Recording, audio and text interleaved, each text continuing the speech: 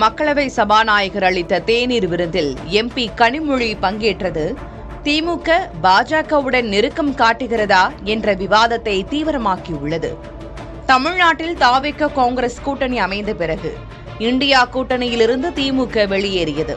இந்த சூழலில் தொகுதி மறுசீரமைப்பு மசோதாவை மீண்டும் கொண்டுவர திட்டமிட்டுள்ள மத்திய அரசு அதற்கு ஆதரவு கோரி திமுகவிடம் பேசியதாக கூறப்படுகிறது.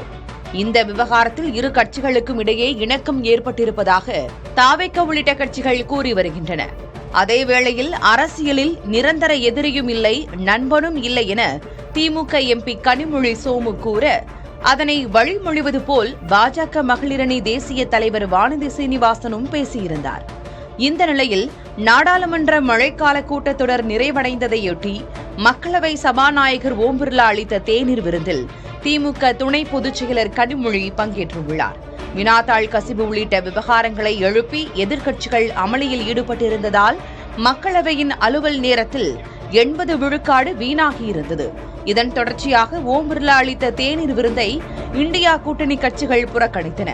ஆனால் அதில் கனிமொழி பங்கேற்றிருப்பது திமுக பாஜகவுடன் நெருக்கம் காட்டுகிறதா என்பதை தீவிர பேசுபொருளாக்கியிருக்கிறது.